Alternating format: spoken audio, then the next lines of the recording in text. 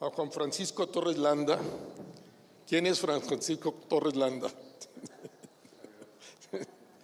Es el único de los 4 mexicanos que de manera legal puede sembrar y consumir marihuana, porque ganaron una demanda en la Suprema Corte de Justicia de la Nación, y en este país solo hay 4 que de manera legal pueden sembrar y consumir, y uno de ellos es él.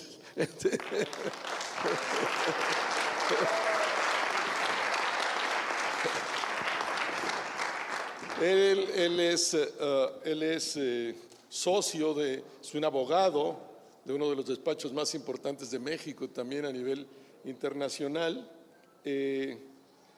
convencido pues de la importancia que tiene la legalización de la marihuana, pues ha sido un luchador por que esto ocurriera, por eso se metió a este proceso, y él se autodefine como una activista social en búsqueda de mejores condiciones de seguridad, justicia y legalidad para el país, y es un famosísimo y reconocidísimo abogado. Santiago Roel, que lo tengo aquí a mi derecha, Rodríguez, mi mamá diría el apellido de la madre. Santiago Roel Rodríguez es consultor, activista, con más de 25 años de experiencia en procesos de cambio, reformas administrativas y reducción de incidencia delictiva, autor de diversas publicaciones, libros, con la metodología diseñada por él del semáforo delictivo. Santiago ha logrado reducir índices de manera radical, índices delictivos en estados y municipios de México, y es un fuerte promotor de la regularización de las drogas como una estrategia de paz y seguridad para la sociedad. Y Fernando Belauzarán, a la extremo derecha, te tocó estar en la derecha ahora, Fernando, en la extrema derecha, fue diputado en la 52 legislatura y 62 legislatura, y allí ocupó diversos cargos de esa legislatura. Desde ahí impulsó la discusión de la despenalización de la marihuana. Fue presidente del comité organizador de un foro internacional de política de drogas que se llevó en 2014, que tuvo enorme repercusión en el país, pues participa en diversos foros y publica en diversos periódicos de México. Primero, para el que quiera, de los 3, ¿qué piensan del paradigma punitivo y prohibicionista de las drogas? ¿Quién va? Muy buenas tardes, gracias por la invitación, presidente Fox, doña Marta, gracias por recibirnos aquí. Para los que somos guanajuatenses, además es un orgullo estar en este estado y que podamos justamente hablar libremente de lo que tenemos aquí. Había unas láminas que teníamos listas también para hablar de estos temas, que sería importante simplemente para graficar algunos datos específicos, pero me voy adelantando, ahí está. Me pueden pasar a la siguiente lámina. Lo que quiero aquí nada más es darles alguna información. Recurro a esta cita de este legislador americano porque me parece que en muchos de estos temas es importante no decir, esta es mi opinión, pero ¿y tu opinión en qué se basa? Entonces yo lo que quiero es proponerles a ustedes datos, para que los datos no pueden ser disponibles nada más para el que sea. Los datos son datos duros que podemos de alguna manera referirnos a ellos y entonces sí formarnos una opinión al respecto. ¿Qué pensamos nosotros sobre la prohibición? Hay que distinguir lo que es la teoría y la realidad. En la teoría, la prohibición lo que iba a generar desde 1912, que se inaugura la primera convención en materia de opio en China, es que a base de prohibir una sustancia, el precio gradualmente subiría, la demanda bajaría hasta que fuera inflexible y alguien no pudiera tener acceso a esa mercancía, la que fuera. La realidad es otra. Hoy en día estamos exactamente en la situación inversa. La oferta ha subido de forma desproporcional y el precio viene cayendo en forma sistemática. Si hasta ahí nos quedáramos y ese fuera, digamos, el efecto directo de la prohibición, pues podríamos decir, bueno, no ha funcionado, pero pues no pasa nada más. No, el problema es que esa prohibición ha generado enormes consecuencias que las autoridades se empeñan en determinarlas como daños consecuenciales, como si fueran cuestiones accesorias o no relevantes. Déjenme, les pongo enfrente de ustedes por qué esos daños consecuenciales nos deberían de preocupar y deberían ser el acicate de que un cambio es urgente. Veamos lo que ha pasado con homicidios dolosos en el país. De haber logrado justamente a finales de 2006 el nivel más bajo histórico, donde teníamos niveles de 8 por cada 100,000 habitantes, justamente terminando un sexenio que ustedes saben cuál es, a partir de ese momento se dispara la violencia en el país y aunque la gráfica ahí se detiene en 2015, ya sabemos hoy en día que 2017 rebasó y en lo que vamos de 2018 ya sabemos que 2018 va a rebasar 2017. Es particularmente crítico saber que incluso en lugares, en territorios donde la violencia ya había sido eliminada o era, digamos, en niveles contenibles, hoy en día estamos en situaciones de alarma. Estamos en un lugar donde justamente vivimos en carne propia esta escalada de violencia y sé que Santiago va a hablar más al detalle. Déjenme pasarles, por ejemplo, qué es lo que ha pasado con la delincuencia, porque al final del día aquí sí tenemos un efecto directo. Aquí nada más en esta gráfica de lo que se acepta oficialmente, podemos ver que a lo largo de estos sexenios lo que hemos propiciado es una fragmentación de la delincuencia y de donde teníamos 3 bandas oficialmente reconocidas, hoy tenemos más de 400. No les tengo que explicar lo difícil que es contener un enemigo que se ha fragmentado, que se ha multiplicado y que ha recurrido justamente a la violencia para lograr mayor contención, mayor agresividad y mayores resultados en la pugna. ¿Por qué? Por un negocio multimillonario que ellos no quieren perder. Veamos qué ha pasado también en materia de impunidad. Tenemos un deshonrosísimo lugar, medalla de plata, solamente por detrás de Filipinas en materia de impunidad a nivel mundial. Ese no corresponde a un país al que queremos. No podemos estar en un país en el cual tenemos incidencia de 80 o 90 o más % de impunidad, es decir, delitos que no se persiguen, no se investigan, no se sancionan y por lo tanto no hay consecuencias ante la infracción de la ley. ¿Qué ha pasado con los recursos públicos? Sí hemos invertido, porque alguien dice, bueno, lo que pasa es que no han invertido suficiente dinero, entonces ¿cómo quieren tener resultados? No, resulta que hemos invertido y mucho dinero. Estamos hablando que en los últimos 20 años el presupuesto en seguridad pública se ha incrementado en un 800%. Es decir, por falta de recursos no ha sido, recursos ha habido y muchos, pero los resultados no se dan. ¿Qué sí hemos generado? Por ejemplo, las cárceles están fuera de control. Esta gráfica nos muestra lo que es la capacidad instalada y la población efectiva en el sistema carcelario nacional. Tenemos un hacinamiento y sobrepoblación de entre 80, 90, 100 o más %. ¿Qué genera esto? Las cárceles hoy en día tienen 2 problemas. Autocontrol, autogobierno como sistema, digamos, impositivo local. Los internos son los que controlan lo que ahí pasa. Y segundo, no hay control perimetral. El Chapo demostró en 2 ocasiones que se podía entrar y salir de la cárcel sin problema alguno. Hoy en día eso sucede, pero en todas las cárceles del país. Siguiente dato, ¿qué ha pasado en materia de derechos humanos? Hemos incursionado en un nivel de violencia que hoy, por ejemplo, se mide a nivel de fuerzas federales en índices de letalidad. ¿Qué es el índice de letalidad? Número de personas muertas por cada persona detenida. Tenemos niveles de 15 y hasta 20 personas muertas por cada persona detenida. No estamos corrigiendo el problema, estamos exacerbando el nivel de violencia, obviamente pisoteando los derechos humanos. ¿Todo en función de qué?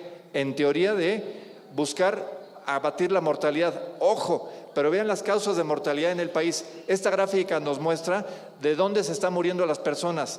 La línea hasta abajo, la azul, que no se ve porque está hasta abajo, es la línea de personas muertas por consumo de drogas ilícitas. La línea amarilla de hasta arriba es lo que sucede con sobrepeso, diabetes. Entonces, si aplicáramos lógicamente la medida punitiva, lo que tendríamos que poner en la cárcel no es la línea azul, la línea amarilla. Todos los enajenantes de vitamina T tendrían que estar en la cárcel. Tacos, tortas, tlacoyos, tamales, esos son los grandes causantes de muertes en el país. Todos esos tendrían que estar en la cárcel si aplicáramos lógicamente lo que esa gráfica supone. Ustedes se ríen, yo también, pero desesperación, porque estamos matándonos por la línea amarilla, dejando que las verdaderas causas, que son otras, nos dejen llevar a una conclusión totalmente equivocada. Vean lo que hemos hecho en materia de prevención. La línea más chiquita, la del principio, es lo que estamos invirtiendo en prevención. Y vean lo que estamos gastando en seguridad y en violencia. Es decir, no le apostamos a la prevención. El año pasado, de hecho, a la Subsecretaría de Prevención de Gobernación le asignaron la honrosísima cantidad de 0 pesos, 0 a prevención, pero miles de millones a violencia. Y ustedes dirán, ¿estamos locos o por qué estamos haciendo esto? No, lo que pasa es que hay enormes intereses. Hay enormes intereses de personas que dicen, no le cambien, esto funciona muy bien. Vean lo que pasa, fuerzas de seguridad, oigan, tenemos presupuestos increíbles, nosotros queremos seguir recibiendo eso, los proveedores también, nosotros no queremos que se mueva, esto funciona muy bien. Del lado de la industria tenemos 2 grandes sectores, el financiero, el lavado de dinero es maravilloso, comisiones de 8 y 10% simplemente por pasar el dinero, no le muevan. El lavado de dinero es un muy buen negocio para las instituciones financieras. La industria farmacéutica, no le muevan. No queremos que se sepan los verdaderos resultados de un uso medicinal, terapéutico, etcétera, de medicinas, por ejemplo, a base de cannabinoide. Que no se sepa, porque eso nos quita nuestro negocio. Finalmente, la delincuencia organizada. Fíjense, aunque no lo sepan, nosotros los que estamos aquí, consciente o inconscientemente, hemos hecho un pacto de 4 elementos con la delincuencia. 1, les generamos un negocio rentable que no existiría si la prohibición no estuviera ahí. Número 1. Número 2, les dimos el control regulatorio. Ellos determinan las dosis, determinan la cantidad, el lugar de consumo y la edad de consumo. Esa facultad no la tiene el Estado, se la regalamos a la delincuencia. ¿Les parece poco? Van 2 más. Les dimos el control de los sistemas penitenciarios. Ellos controlan las cárceles del país. Nosotros pagamos por los alimentos de esas cárceles, pero ellos las operan. ¿No les es suficiente? Les obsequiamos un 4.º elemento. Les regalamos los reclutas en esas cárceles. Como dicen que no pueden salir, entonces les entregamos a los primodelincuentes, esos peligrosísimos consumidores de marihuana, que los enredadas sistemáticas fuera de las prepas, los agarran y los meten a la cárcel. Entran no sabiendo qué fue lo que pasó, pero adentro son reclutados. Entonces tenemos ese cuádruple pacto con la delincuencia. Negocio, controles, reclutamiento y al final del día el control regulatorio. Suena bien, ¿no? Somos muy generosos, nada más que el país se lo está llevando el carajo. ¿Qué vemos aquí? ¿Qué es lo que sugerimos? Un poder regulatorio. Hoy en día estamos de un lado donde el mercado es ilegal y donde tenemos totalmente control de la delincuencia. El otro extremo del supuesto es que estuviera liberado por completo. No proponemos eso, proponemos una parte en media, donde el ejercicio regulatorio del Estado sí sería importante, sí sería efectivo. Oye, el país no está dispuesto, no está en capacidad de hacerlo, sí lo puede hacer, lo ha hecho. El 17 de febrero de 1940, el presidente Lázaro Cárdenas expidió el Reglamento Federal de Toxicomanías. Se regularon todas las sustancias que hoy se conocen como ilícitas en el país, a nivel federal y con absoluto control. Ese reglamento se suspendió 6 meses después porque nos presionaron de Estados Unidos, porque nos dijeron, no quiero que me metas ruido ahorita, suspende ese reglamento, no lo hagas. Les invito a que lean ese reglamento porque es un diagnóstico perfecto de hace 78 años de lo que estamos viviendo hoy en día. Finalmente, decir, si queremos que las cosas cambien, no podemos hacer lo mismo. No podemos pretender que gastando más dinero y abonando a la violencia e insistiendo en violentar derechos humanos, vamos a tener un resultado distinto. Lo único que vamos a generar es más violencia, más desolación y más descontrol. Se fortalece la delincuencia, se debilitan las instituciones. ¿Y quiénes están a fuego cruzado en medio? Nosotros. Hay mucha información sobre este particular, no solo lo que les dije ahorita yo en breves minutos. Tienen ahí mucha información que está a su disposición. Perdón que me excedí un poquito, pero quería meterles toda esta información. Muy bien, muchas gracias, Juan Francisco. Santiago.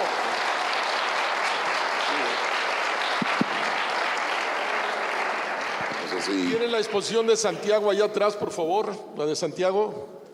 Ahí es la.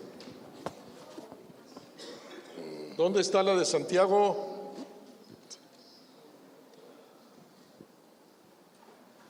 La presentación, por favor. Ahí está. Bien, mira, nada más para complementar un poco de lo que dijo Juan Francisco, con datos. ¿Dónde le pico? No quiere. Ahí está. Bien, estos son las ejecuciones de crimen organizado, no homicidios, ejecuciones de crimen organizado. Los tomamos de un despacho muy serio que es Lantia Consultores, Eduardo Guerrero, algunos de ustedes lo conocerán. La línea amarilla es la media histórica de los últimos 3 años. Luego tenemos el año pasado en naranja. Vean ustedes cómo fue incrementando. Cerramos el peor año de la historia reciente de México. Y cómo vamos este año, ya le pude agregar ahí abril, nos acaba de pasar los datos Eduardo. Toda esta información está en nuestra página semáforo.mx, pero aquí les voy a presentar algunas gráficas.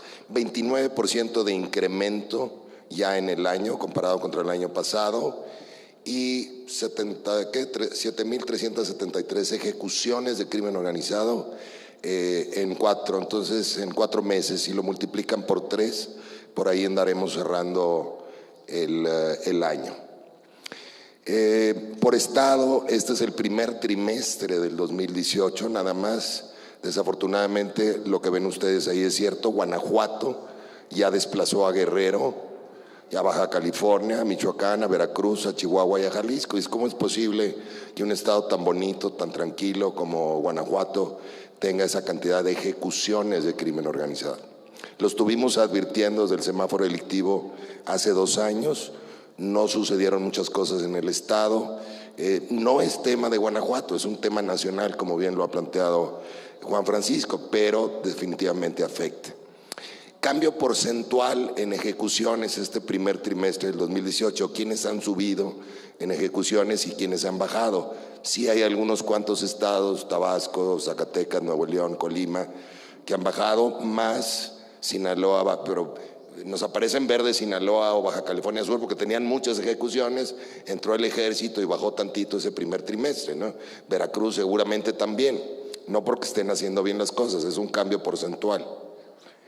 Y aquí entramos a la historia y bueno, esta es repetida, Juan Francisco lo expresó en tasas, creo, ¿no? Este es en totales. En efecto, durante la administración del presidente Fox venía a la baja la cantidad de homicidios.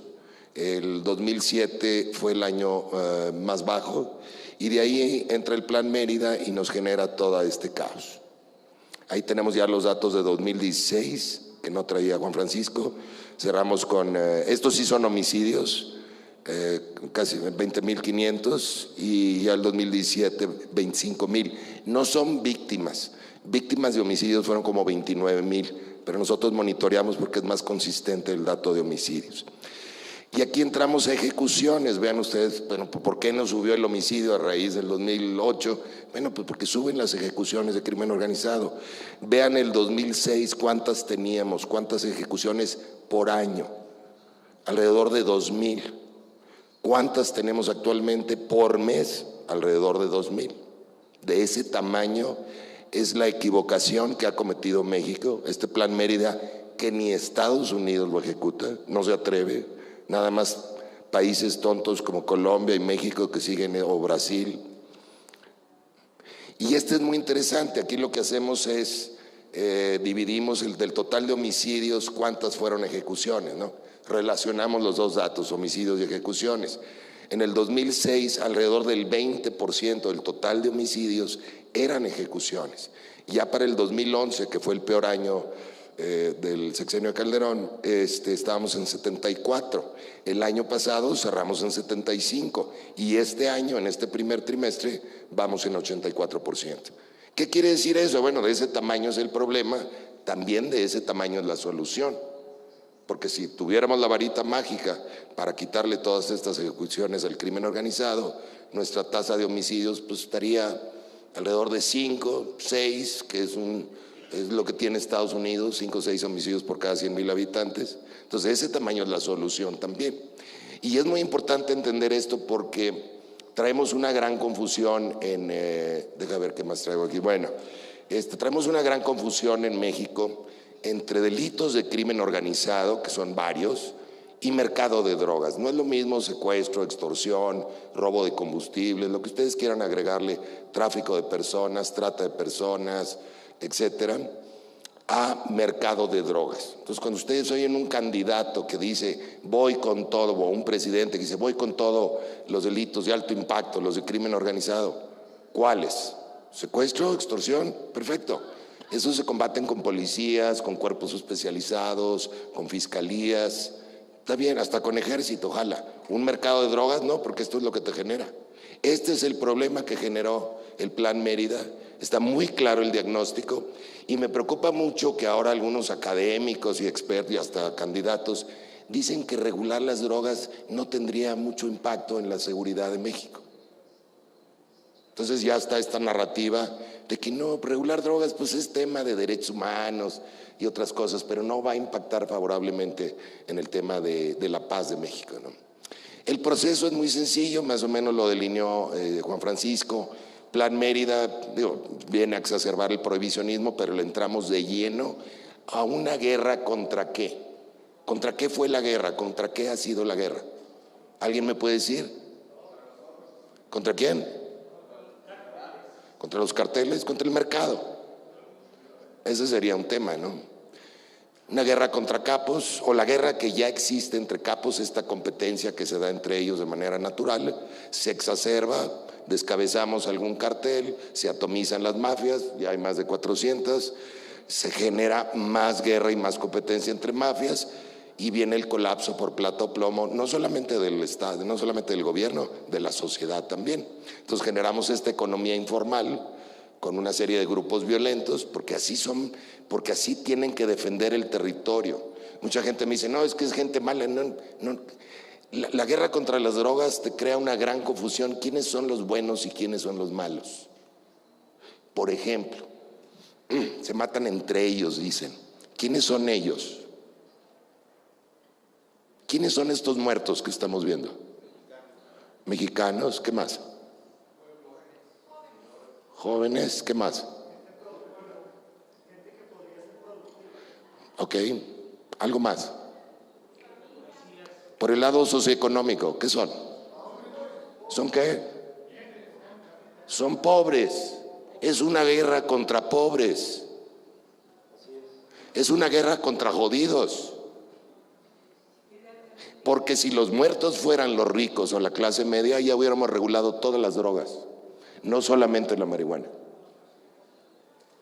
Se les enchina la piel con lo que estoy diciendo. ¿Cuál es la solución? Regulación de drogas, así de sencillo. Menos plata, menos plomo. Si me voy a pelear contra mafias, pues quiero un enemigo sin dinero. ¿Por qué estoy generando todo esto que nos comenta Juan Francisco? Todos estos enemigos poderosos. Reducción de daños y fortalecer el Estado de Derecho. ¿Por qué? ¿Qué es lo que hemos estado haciendo últimamente? Hacerle la guerra al Estado de Derecho. Eso es la guerra contra las drogas, una guerra contra el Estado de Derecho. No le estoy dando oportunidad a mis jueces, a mis políticos, a mis medios, a mis activistas, al proceso legal. Y todavía COFEPRIS ayer con una lentitud nos dice que va a regular y que ahí va y que calma, que tuvo 180 días pero que va por más. ¿Qué está haciendo? Tomando malas decisiones. Esto es de tomar malas decisiones. ¿Por qué estamos aquí? Porque tomamos malas decisiones. ¿Y qué está generando COFEPRIS? Un mercado informal. Y que hemos generado un mercado informal y poderoso y violento y corruptor. Pues pareciera que esa es la consigna, ¿no? Entonces es un país que toma decisiones equivocadas. Ese es el tema. ¿Qué proponemos? Muy rápidamente, ya nada más para terminar. Me encanta la propuesta de México Unido contra la Delincuencia de hace algunos años de regular el cultivo de la amapola con fines médicos. Digo, como dicen los americanos, es no-brainer. ¿Por qué piensan en esto? En vez de estar produciendo heroína para los gringos, para el mercado gringo, ¿por qué no producir medicamentos para el mercado mexicano? Obviamente la regulación de la marihuana recreativa, la marihuana médica y mal regulada como lo hemos hecho no va a tener ningún impacto en los grupos de crimen organizado. No le estamos haciendo nada al mercado negro, ¿no? ¿Cuál modelo? Por Dios, si el modelo Uruguay o el modelo California, el que sea nos va a servir. Yo personalmente prefiero pequeños y medianos a que el gobierno esté manejando las cosas con la mentalidad de COFEPRIS. ¿Sí o no? Me critican, tengo muchos seguidores en mi página, Semáforo Delictivo en Facebook, critican al presidente Fox y dicen, oye, es que quiere hacer negocio. Qué padre que haga negocio, ¿y tú por qué no lo haces, güey? O sea, ¿qué tenemos en contra de hacer negocio? ¿Por qué no le apostamos a la vida y al negocio en vez de la muerte y a la pobreza? Canadá y Estados Unidos lo están haciendo. Ya voy a terminar. Cualquiera de los dos va a funcionar, pero claro, pues yo le voy más a pequeños y medianos que al gobierno, ¿no?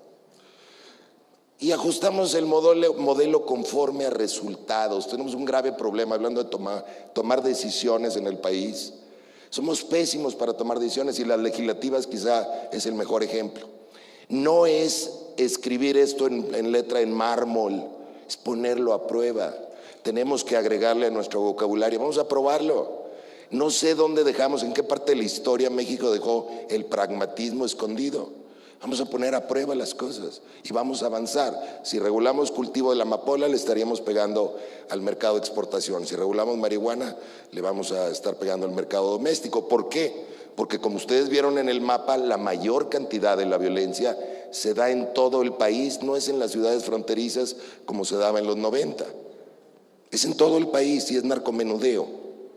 Ajustar el modelo y luego, pues, ¿por qué no? Si tenemos un problema de heroína, pues está el modelo suizo que es formidable para regular la heroína. Y si podemos regular la heroína, podemos regular la cocaína, podemos regular las metanfetaminas y cualquier otra sustancia. Pero tenemos que ponerlo a prueba.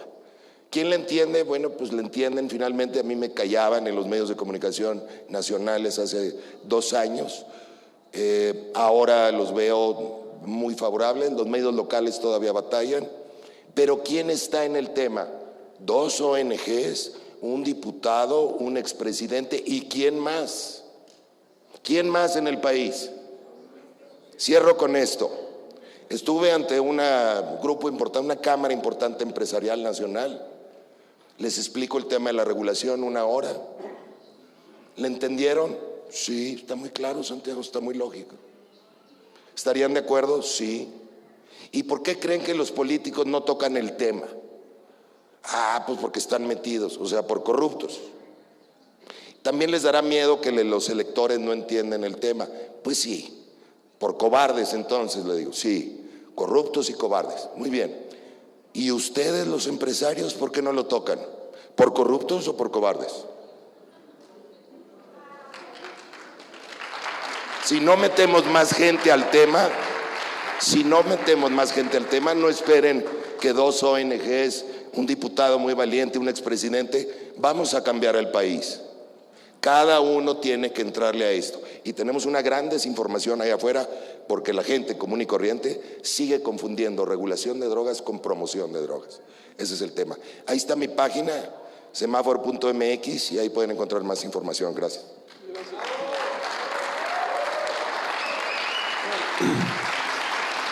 Bueno, antes que nada, gracias Vicente, gracias Marta por su invitación y su hospitalidad. Prohibir no es prevenir, ¿no? La prohibición no ha hecho que menos personas consuman drogas ilegales. ¿Quién lo dice? Los propios datos oficiales. Podemos ver la encuesta nacional de adicciones que publicó apenas ahorita en el año pasado, 2017, y encontramos que en todas las mediciones de 2002, luego le hicieron en 2008, luego en 2011 y luego en 2016, que la dieron a conocer el año pasado, en todas sigue subiendo el consumo de marihuana y de otras sustancias ilegales. Hace poco, Mondragón, un año antes, fue a principios de 2016, puso el grito en el cielo porque dijo: es que crece el consumo en los menores de edad y en las escuelas ha crecido el consumo. Bueno, pues eso es señal de que la prohibición no está sirviendo para eso. Y peor aún, la prohibición hace a todos más vulnerables. ¿Por qué? Porque, entre otras cosas, si un joven quiere abastecerse de marihuana, tiene que ir con el crimen a abastecerse de marihuana, un crimen que puede ser violento. Ese es un riesgo que corre. El segundo riesgo que corre es que puede ser detenido, extorsionado por la policía o acabado en la cárcel. Yo la verdad es que entiendo a muchos padres que no quieren que sus hijos consuman marihuana, está muy bien, pero si lo llegan a hacer, estoy convencido que no van a querer que acaben en prisión, acaben desaparecidos o acaben en un problema de violencia por eso.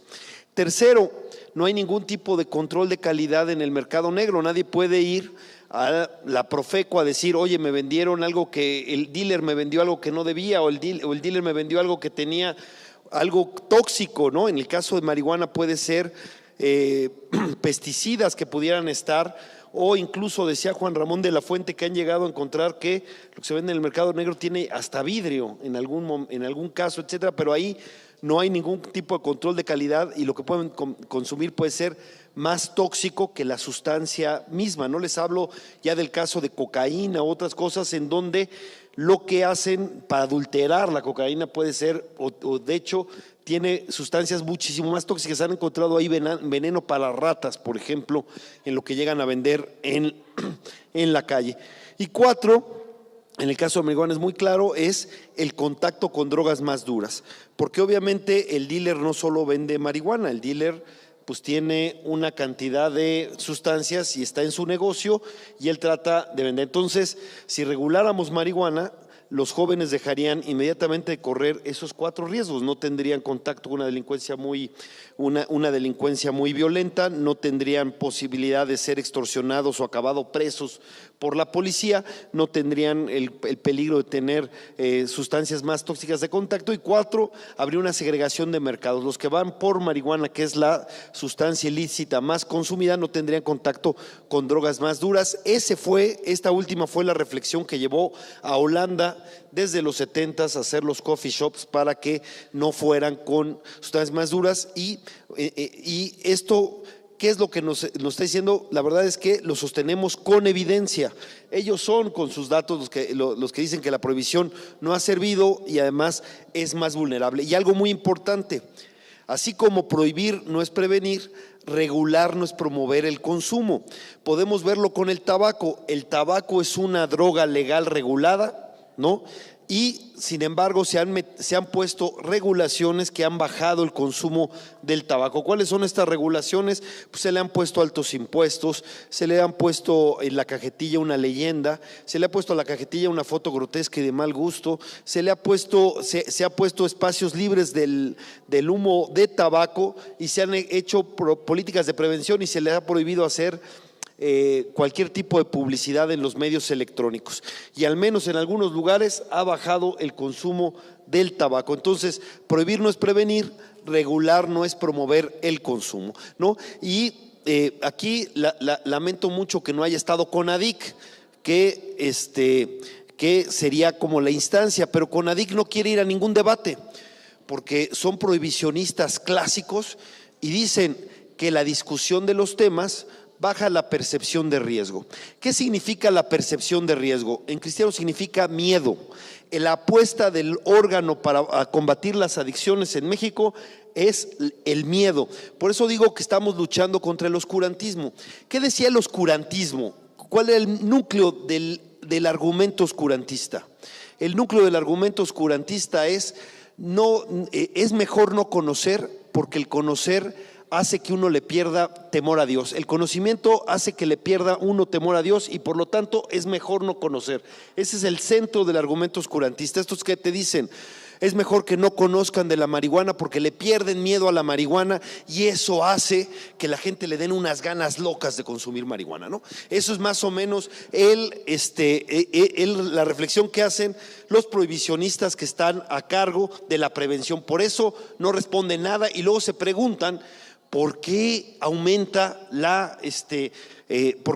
el consumo si esto está prohibido? La prohibición, con base en la evidencia, podemos decir, no desalienta el consumo. Eso es lo primero que dijo Juan Francisco. Entonces, ¿qué tenemos que hacer? Yo digo 3 y con esto dejo. Primero, tenemos que dar prevención con base en información, en evidencia, en educación. Hay un consumo responsable de marihuana, por supuesto, tal como hay un consumo responsable de alcohol y hay que aceptarlo. Las Naciones Unidas dicen que solo el 10% de los usuarios de todas las drogas son problemáticos. El otro 90%, lo que pasa es que no sale en la calle con un letrero que diga soy consumidor de drogas problemáticas, pero son funcionales, viven bien, tienen su familia, tienen su trabajo, son personas productivas, no hay problema. Con esos, la verdad es que no hay que detenerse mucho. Por supuesto, hay que promover la reducción de daños. Eso es importantísimo, la reducción de daños. Hay que ponerlo en la Ley General de Salud y eso ha sido políticas públicas muy exitosas en Europa y en Estados Unidos. Hay que hacer tratamiento a usuarios problemáticos, no estigmatizarlos. darles tratamiento a usuarios problemáticos y luego acompañarlos para que puedan ser productivos, ayudar a las empresas que puedan contratar a los que hayan sido usuarios problemáticos, acompañarlos. Un poco como dicen en Portugal, ¿qué vamos a hacer con los que tienen estos problemas? Hay que darles amor, dice Juliao, y hay que integrarlos, y ha tenido solución. Y por último, la regulación de drogas, por supuesto. Y hay que empezar, me parece que ya dimos un paso con marihuana medicinal, pero es absolutamente insuficiente. Tenemos que ir para el uso personal y con esa experiencia entrarle también a otras drogas, y eso sería más inteligente. Eso es pegarle en el negocio al crimen organizado, que es lo que también nos tiene en la violencia. Y termino diciendo una cosa: si alguien se ha beneficiado con la prohibición, es el crimen organizado. Ellos son los más beneficiados con eso. Yo creo que ya tenemos que pensar en un modelo distinto que beneficie a los ciudadanos, a la sociedad, a la gente, o por lo menos que no sea violenta con la sociedad, que no sea una verdadera lucha tremenda contra nosotros mismos, como ha sido la guerra contra las drogas. A ver, pido ayuda allá con los micrófonos, por favor. Pido ayuda. ¿Quién trae los micrófonos allá atrás? Por favor. Prestamos aquí micrófonos.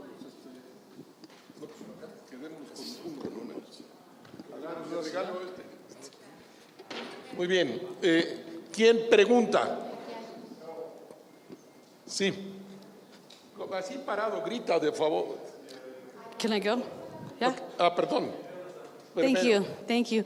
And thank you very much for having this event. It's really valuable. Aquí es muy valioso para los que son nuevos en estos eventos. Es increíble ver el número de personas que han estado en este negocio y que han estado regulados en otros países. Es impresionante cuánta gente pudieron traer a este evento y cuánto sabe la gente. Así que muchas gracias, y quiero agradecerle a Vicente y a todo el equipo por tener este fabuloso evento. Yo soy de Seattle, Washington. Tengo un negocio de venta al menudeo y también tengo tecnología para el cumplimiento con las regulaciones, también el rastreo, y esto ayuda con la regulación. Entonces agradezco mucho lo que han dicho, porque sí hemos visto durante 4 años hemos sido legales en Washington, y tenemos estadísticas que comprueban que el uso de opioides ha bajado, que el uso en las escuelas se ha reducido, e incluso el uso del marihuana se ha reducido porque ya quitó el estigma.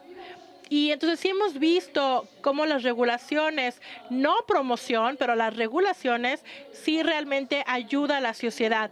Y la otra cosa que quería decir es que tenemos mucha gente de mercado negro que tienen muy buenas habilidades. Entonces es una oportunidad para esa gente que ha sido exitosa en un mercado irregular volverse legales y utilizar nuevamente su nombre y poder tomar esas habilidades que han aprendido y aplicarlas de una manera que no se ha ido antes, que no se había permitido antes. Acuérdense cuando pasó la prohibición del alcohol en Estados Unidos, o lo aceptaron y mucha gente se volvió, muchos de los gángsters se volvieron empresarios legales con los casinos una vez que se permitió el alcohol. Entonces, bueno, por eso creo que eso es muy importante, y quiero decirles nuevamente, hay que ayudar a las personas que están en los negocios ilegales que se vuelvan a la legalidad.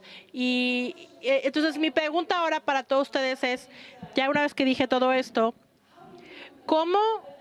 me gustaría escuchar algo más específico sobre cómo ustedes harían esa transición para la gente que es ilegal y que vengan al mercado legal. ¿Van a empezar de cero o cómo harían algo así? Sí. Thank you. Pero de ahí recojo 2 cosas importantes, que es que toda la evidencia que tenemos a nuestro alcance de todos los lugares donde se han regulado, todos comprueban que efectivamente el regular genera muchos mayores beneficios, controles, inclusive ingresos impositivos, etcétera, controles que hoy en día no existen. Entonces, no ha habido un solo dato cuando tenemos esos enfrentamientos con los prohibicionistas que habla Fer, que nos dicen, no vamos a entrar ahí, dame un dato duro de por qué piensas que es mejor solución seguir en la ruta en la que estamos. Nunca nos han podido comprobar eso. Son en base a sofismas y en base a tabúes que nos tratan de engañar y decir, debemos de seguir invirtiendo más dinero y más tiempo para generar más daños consecuenciales. Entonces, no perdamos el tiempo en que efectivamente hay una ruta. La otra solución que nos dicen es, oye, es que eso que estás sugiriendo no va a solucionar todos los problemas, como si la panacea o una bala de plata sería la única forma de corregir el camino. No, evidentemente que no. Pero le digo, oye, en cualquier problema que tengas que te ayuda a solucionar un 40, 50, 60% del problema que tengas, esa solución es bienvenida. Incorporémosla y veamos qué otras medidas, como puede ser efectivamente ampliar la regulación a todas las demás drogas. En el momento en que haya la posibilidad de que efectivamente transparentemos esto, ejerza la capacidad regulatoria, el cambio es en automático, en positivo. Y lo que tenemos hoy en día, insisto, es que todo está opaco, todo está en lo oscuro. La propuesta que le estamos haciendo a las autoridades, que quede muy claro, lo que le estamos diciendo es: queremos fortalecerte a ti y debilitar al enemigo. Y la respuesta de ellos es: no, quiero seguir fortaleciendo al enemigo y quiero seguir deteriorando mis instituciones. ¿En qué cabeza cabe que esa es una respuesta lógica? No cabe, salvo que estén involucrados de una u otra forma. Por eso caen sus explicaciones y por eso no es viable seguir en esta ruta. Les doy otro dato que es fulminante. Y voy a usar un tecnicismo, se llama bien jurídico tutelado. Decimos los abogados que cuando se castiga una actividad, en este caso una conducta, es porque estoy protegiendo un bien jurídico. En este caso puede ser la vida o la condición de salud. La pregunta para ustedes es: si aplico la sanción penal porque alguien decide consumir una sustancia, que de suyo ya es absurdo, pero ¿cuál es la máxima agresión que una persona puede cometer contra su vida? Les ahorro el ejercicio. La tentativa de suicidio. ¿Cuál es la sanción penal contra la tentativa de suicidio? No existe, no hay sanción penal. Entonces, que me explique el Estado cómo, si yo me trato de quitar la vida, no me sanciona penalmente, es más, me lleva a un hospital, pero si me sorprende con un carruco de marihuana. Bueno, a mí no, a Fernando lo llevan 10 años a la prisión, a mí no me pueden tocar. Está protegido, sí.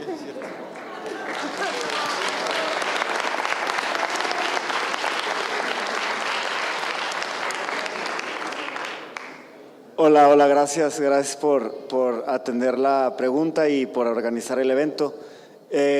Yo represento tanto una asociación civil como una empresa privada donde comercializamos productos para el uso de tabaco.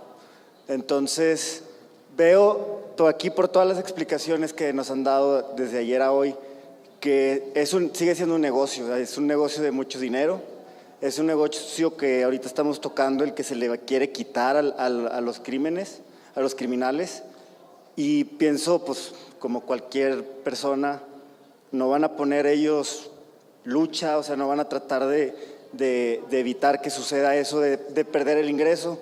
Y digo, bueno, pues la verdad es que ellos pudieran entrar al negocio ahora legítimamente. Entonces, yo creo que si yo lo pienso, pues ellos ya lo analizaron. Entonces digo, bueno, entonces, ¿quién está poniendo la resistencia? ¿Por qué Cofepris toma su tiempo? ¿Por qué no ven la urgencia? ¿Acaso nos gusta la violencia? ¿Quién se está beneficiando de la violencia? Porque ya no es el dinero. El dinero va a estar ahí si el cártel de Sinaloa quiere sembrar y vender, pues ahí lo va a poder hacer ahora legítimamente. Entonces, ¿quién está en medio evitando todo esto? ¿Quiénes son los beneficiarios de la actual política? Nada más dos, ¿no? Bueno, tres. Los narcos, los narcopolíticos y ¿quién más? ¿Quién sería el tercero? Los gringos, la DEA. Es un justificante. Si México regula drogas, se les cae todo el castillito de naipes. Entonces hay una presión muy fuerte que sí hay que entenderla, hay que tomarla en cuenta de parte de la DEA. Y a veces vemos a funcionarios mexicanos como si fueran agentes de la DEA. Hablando como si fueran agentes de la DEA. Es muy curioso, ¿no? Hablando de tomar malas decisiones, pero eso ya es una perversidad de otro tipo, ¿no? Sí, aquí, tú, por favor. Sí. Muchas gracias. En principio, estoy de acuerdo con el panel, particularmente en la parte regulatoria, incipientemente, como ha quedado establecido, de modo para la regulación medicinal y científica, pero desde luego tenemos el inconveniente de los tiempos de Cofepris y hay que esperar, yo creo, hasta el año que viene o hasta que sepamos si bien nos va. Yo tengo una pregunta para el licenciado Juan Francisco. He participado desde la Secretaría de la Defensa Nacional y de la PGR en este cáncer que es el narcotráfico. Y he escrito, soy egresado de la Facultad de Derecho, mi tesis se intituló desde 1986 en un estudio socioeconómico jurídico de la lucha nacional contra el narcotráfico. Posteriormente, estando en funciones con el señor presidente en la PGR, en el año 2006, ya para cerrar el sexenio, estuve como visitador general y bueno, pues la impresión que tengo con esa institución, imagínense, visitador general, es que el grave problema que tenemos para combatir este cáncer es la corrupción. Es la corrupción hasta el tuétano.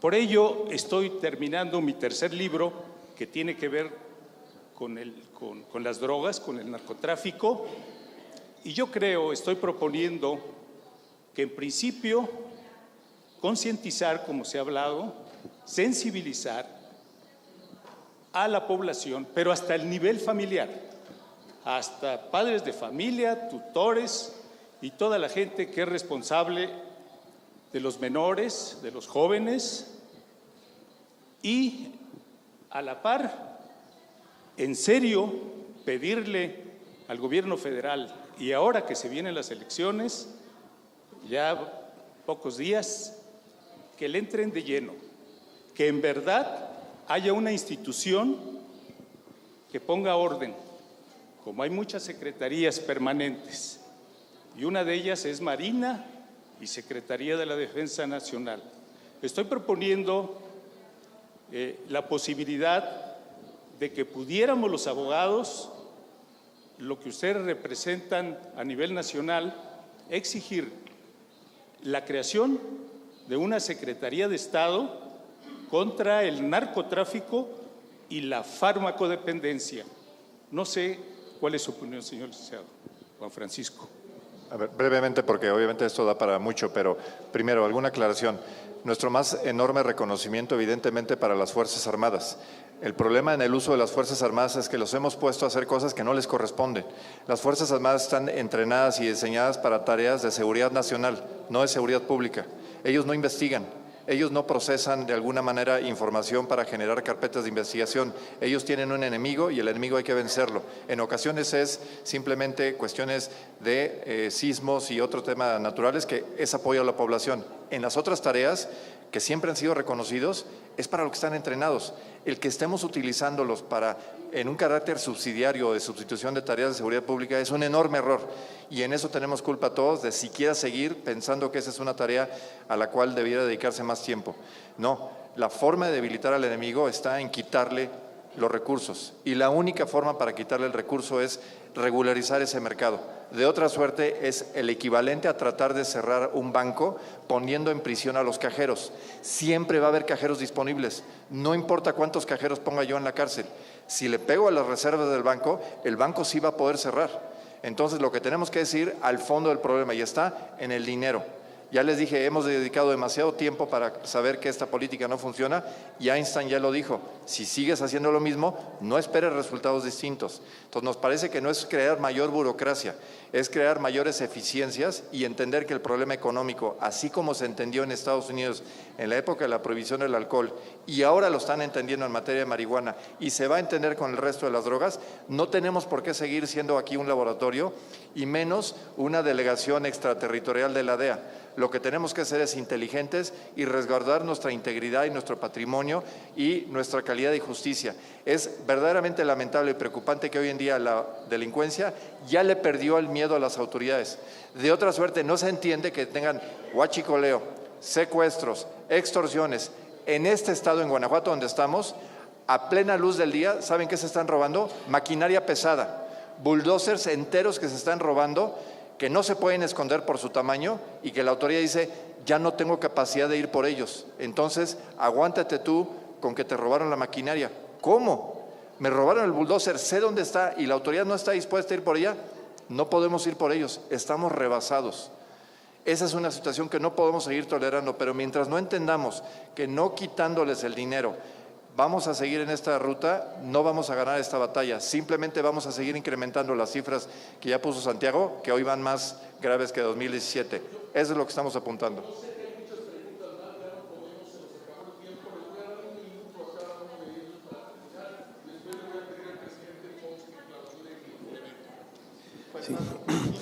Sí, hablaban de proteger a los jóvenes. ¿Cuántos crímenes se han cometido con la bandera de la protección a los jóvenes? Uno muy famoso fue que obligaron a Sócrates a matarse, a suicidarse, porque decían que corrompía a la juventud. Hitler basaba gran parte de su discurso en la defensa y el honor de la juventud aria y lo que iba a hacer para controlar el mundo. La guerra contra las drogas usa esa bandera, proteger a nuestros jóvenes. Pero hoy nuestros jóvenes que se supone que la guerra contra las drogas protege, están muertos, están desaparecidos, están encarcelados. Nuestros jóvenes van a decir, ya no nos protejan tanto, por favor. Hace poco vino el sismo y los primeros que salieron a defender a la población civil, a todos, ante la tragedia, fueron los jóvenes.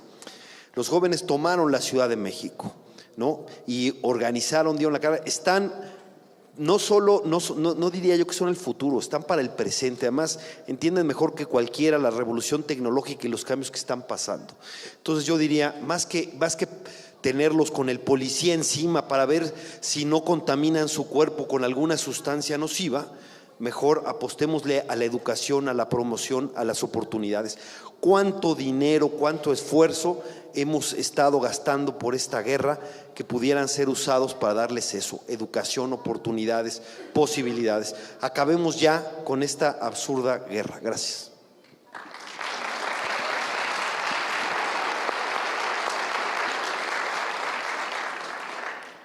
Estamos en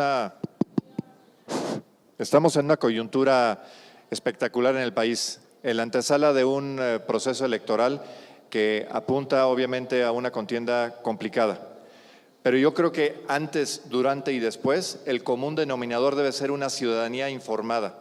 Cuando hemos hablado de estos temas de por qué la política de drogas no funciona y por qué debe haber un cambio, y hemos, digamos, encontrado, de alguna manera, tenido reuniones con las fuerzas políticas, inclusive a nivel ejecutivo, a nivel legislativo, lo que nos encontramos es con cerrazón, es con incapacidad de diálogo, incapacidad de reacciones. Nuestra posición es muy clara. Tenemos que exigir que nos hablen con la verdad, tenemos que exigir con los datos en la mano para que no nos sigan engañando. Esta política no sirve absolutamente de nada, más que para beneficiar a sectores muy primarios, muy específicamente determinados, pero a la población general no. Hoy en día está en riesgo el futuro del país. Sí estamos por perder la tranquilidad y la paz, y eso lo sabemos porque tenemos llamadas todos los días en nuestro centro de atención de víctimas de todos los rincones del país. Ya los focos rojos, lo estaba diciendo Santiago en su plano, en su mapa, están en todo el país. ¿Qué tanto más tiene que pasar para que se desborde la necesidad de hablar con la verdad?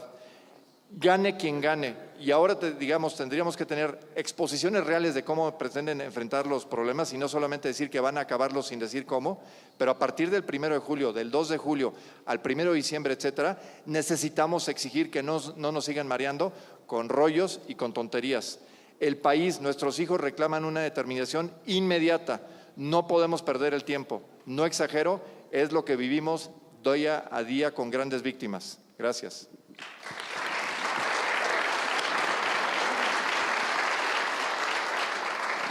A ver, ¿los políticos son valientes? No, hay que presionarlos.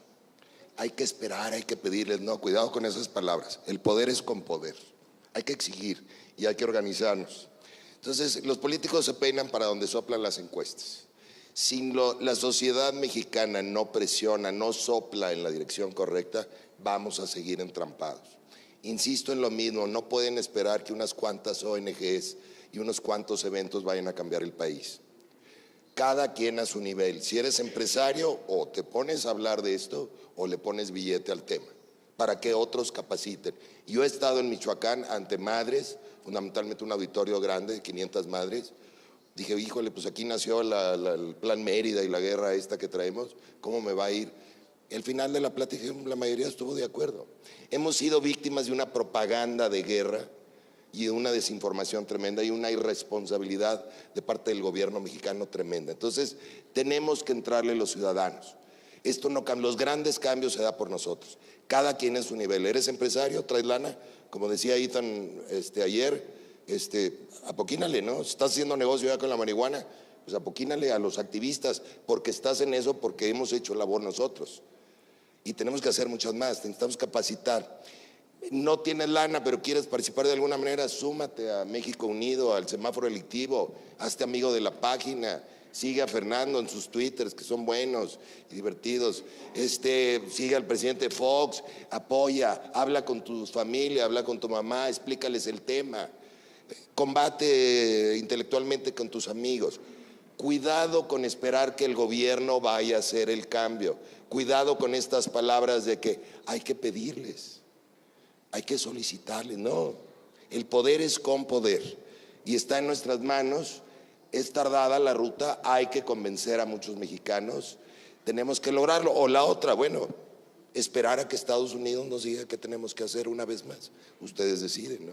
Y cuántos muertos más en el proceso. Entonces, se puede hacer mucho, súmense, compartan la información, dialoguen, entiendan el tema y apoyen a las ONGs que están en esto o a los que están más activistas. Nosotros batallamos, me imagino que ustedes también, con recursos todo el día. Gracias. Muy bien.